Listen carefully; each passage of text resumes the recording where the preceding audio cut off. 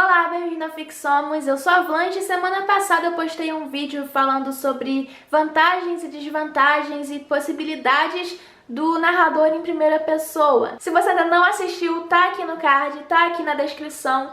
E hoje eu vou fazer um vídeo assim no mesmo sentido, só que falando do narrador em terceira pessoa para completar essa série aí para você que tá em dificuldade para escolher a narração em primeira pessoa ou a narração em terceira pessoa para sua história.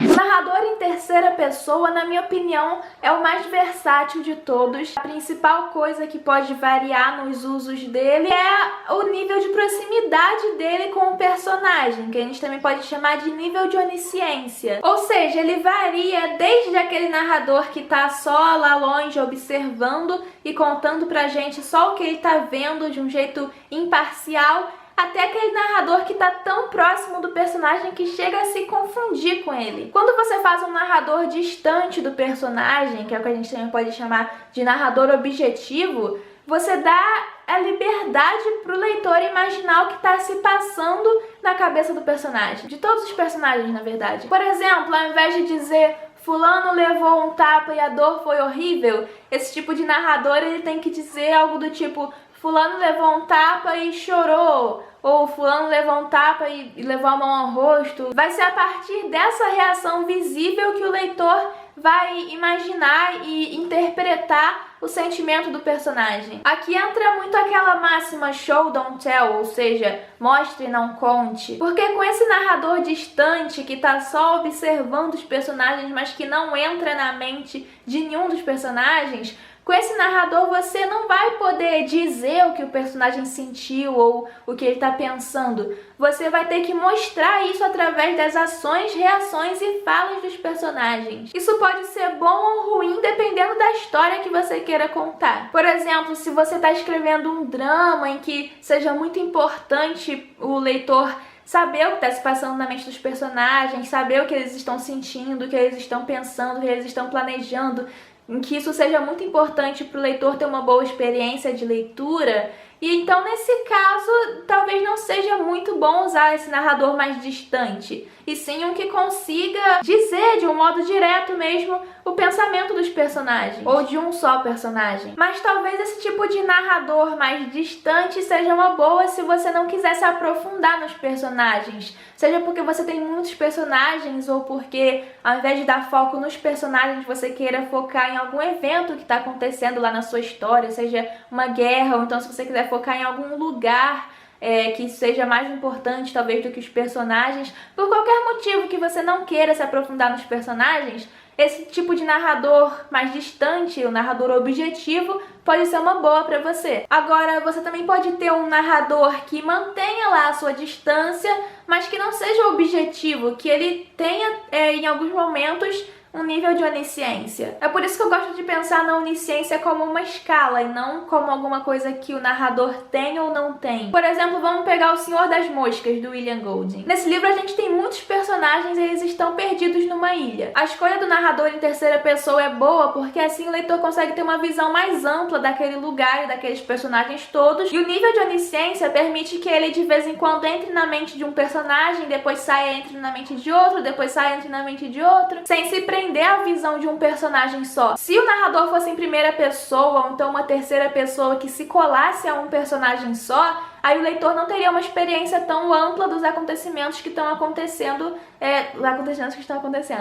ali naquela ilha, né, do Senhor das Moscas. Então, na hora de escolher o narrador, é importante você ter em mente, vai ser mais interessante nessa história se o leitor tiver ou se ele não tiver acesso à mente dos personagens. E se tiver, a mente de quais personagens vai ser interessante o leitor ter acesso. Quando o narrador em terceira pessoa tem acesso à mente de apenas um personagem, a gente chama ele de narrador limitado. Mesmo que no capítulo X esse um personagem seja fulano e no capítulo Y esse um personagem seja o Beltrano, porque durante o capítulo do fulano o narrador vai estar só no fulano e durante o capítulo do Beltrano vai estar só no Beltrano. Exemplo disso são esses livros aqui que são muito pesados, que são os livros das Crônicas de Gelo e Fogo do George Martin. São só 2 dos calhamaços dessa série. E um exemplo de narrador limitado que fica só em um personagem no livro inteiro, sem essa alternância por capítulos, são os livros de Harry Potter, da J.K. Rowling. Existe uma técnica que o autor pode usar numa narração em terceira pessoa limitada, para dar uma sensação de proximidade maior ainda, uma proximidade tão grande que o narrador chega a se confundir com o personagem. E o leitor tem praticamente a mesma experiência de ler um livro em primeira pessoa. Essa técnica é o discurso indireto livre, ou estilo indireto livre, a mesma coisa. Eu já tenho um vídeo falando sobre os 3 tipos de discurso, eu vou deixar aqui no card para quem quiser uma explicação mais detalhada. Basicamente, o discurso indireto livre é quando o narrador em terceira pessoa